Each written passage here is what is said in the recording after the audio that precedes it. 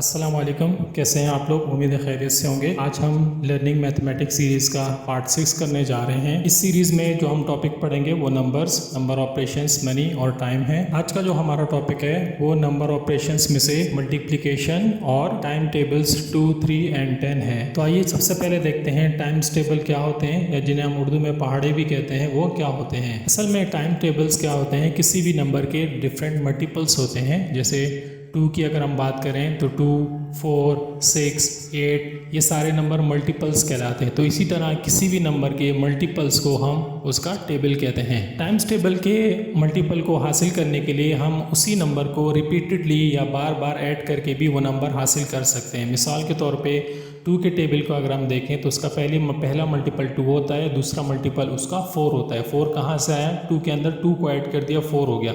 अगला मल्टीपल उसका 6 होता है, 6 कैसे आया, 4 के अंदर 2 को ऐड कर दिया।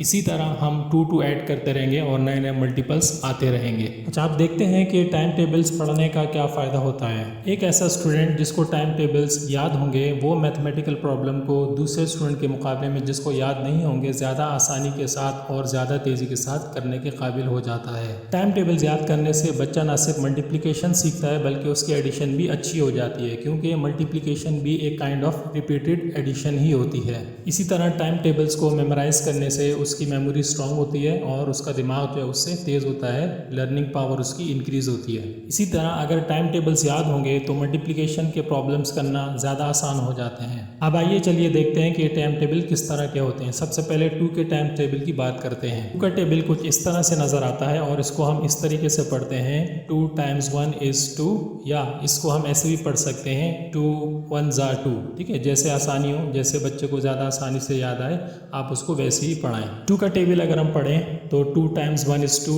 2 times 2 is 4, 2 times 3 is 6, 2 times 4 is 8, 2 times 5 is 10, 2 times 6 is 12, 2 times 7 is 14, 2 times 8 is 16, 2 times 9 is 18 and 2 times 10 is 20। इसी तरह अगर हम 3 के टेबल को भी देखें तो उसको भी आप किसी भी तरह पढ़ सकते हैं। 3 टाइम्स 1 इज़ 3, या 3 1 ज़ा 3, 3 2 ज़ा 6, जैसे आपको आसानी हो वैसे आप बच्चों को पढ़ा सकते हैं। चलिए 3 का टेबल एक बार रिवाइज करते हैं। 3 times 1 is 3, 3 times 2 is 6, 3 times 3 is 9, 3 times 4 is 12, 3 times 5 is 15, 3 times 6 is 18, 3 times 7 is 21, 3 times 8 is 24, 3 times 9 is 27 and 3 times 10 is 30। इसी तरह एक और टाइम्स टेबल हमारे पास 10 का है। तो क्लास 1 ग्रेड तक के हम ये 3 टेबल बच्चों को याद करवाते हैं, 2, 3 एंड 10। 10 के टेबल को अगर आप पढ़ें तो 10 times 1 is 10, 10 times 2 is 20, 10 times 3 is 30, 10 times 4 is 40, 10 times 5 is 50, 10 times 6 is 60, 10 times 7 is 70, 10 times 8 is 80, 10 times 9 is 90 and 10 times 10 is 100।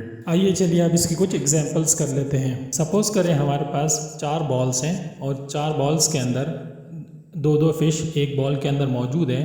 तो अब हमने ये कैलकुलेट करना है कि हमारे पास टोटल नंबर ऑफ़ फ़िश कितनी होंगी।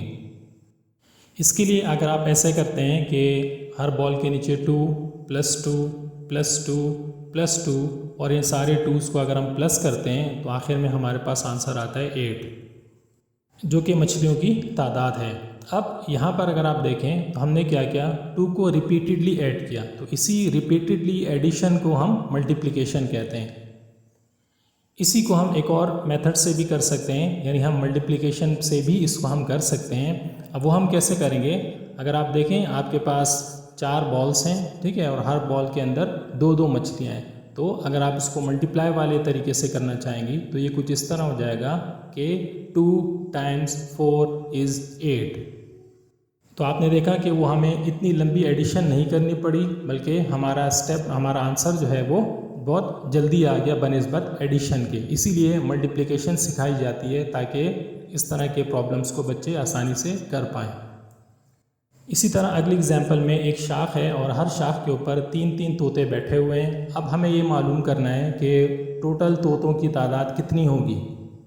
इसके लिए अगर हम एडिशन का तरीका इख्तियार करें तो वही होगा कि सबके नीचे 3 + 3 + 3 + 3 + 3 लिखेंगे, फिर इन सारे 3s को हम ऐड कर देंगे। ऐड करने के बाद हमारे पास आंसर आएगा 15, जो कि इन तोतों की तादाद हो जाएगी। तो ये 15 किस तरह से आया कि हमने 3 को 5 टाइम्स या 5 मरतबा रिपीटेडली हमने इसको ऐड किया। इसी प्रॉब्लम को हम ज़्यादा सिंपल तरीके से ऐसे कर सकते हैं कि हमारे पास टोटल एक शाख पर तोतों की तादाद 3 है और टोटल हमारे पास 5 शाखें हैं। अब हम क्या करेंगे, इन दोनों को मल्टीप्लाई कर लेंगे, यानी 3 multiply by 5 is equal to 15। तो इस तरीके से हमारा ये प्रॉब्लम ज़्यादा आसानी के साथ सॉल्व हो गया। यहाँ पर बात कर लेते हैं टाइप्स ऑफ मल्टीप्लिकेशन की। मल्टीप्लिकेशन को हम दो तरीक़ों से सॉल्व करते हैं। एक है हमारे पास हॉरिजॉन्टल मल्टीप्लिकेशन, जिसमें हम एक ही लाइन के अंदर, एक हॉरिजॉन्टल लाइन के अंदर जो भी हमें मल्टीप्लाई करना होता है उसको हम लिख लेते हैं और फिर उसका हम आंसर निकाल लेते हैं। तो ये तरीका कहलाता है हॉरिजॉन्टल मल्टीप्लिकेशन। अच्छा, अभी मैं आपको मल्टीप्लिकेंट, मल्टीप्लायर और प्रोडक्ट के बारे में नहीं बता रहा, क्योंकि ये छोटे बच्चे होते हैं, ये इन टर्म्स से कंफ्यूज हो जाते हैं, तो इनको अभी ये बताने की ज़रूरत नहीं है। एक और तरीका हमारे पास वर्टिकल मल्टीप्लिकेशन है। आमतौर पर इसी तरह के प्रॉब्लम्स जब सॉल्व करते हैं तो हम इसी तरीके को ज़्यादातर यूज़ करते हैं। इसमें हम क्या करते हैं, एक नंबर के नीचे दूसरा नंबर लिख लेते हैं और फिर इन दोनों को मल्टीप्लाई करते हैं। तो इस तरह की मल्टीप्लिकेशन कहलाती है वर्टिकल मल्टीप्लिकेशन। उम्मीद है आज का टॉपिक आपको अच्छी तरह समझ में आ गया होगा। इसी तरह के मज़ीद मैथमेटिक्स के टॉपिक्स के लिए चैनल को सब्सक्राइब करें, बेल के नोटिफिकेशन को ऑन रखें ताकि आपको नोटिफिकेशंस मिलते रहें। मिलते हैं फिर अगले लेक्चर में। अल्लाह हाफ़िज़।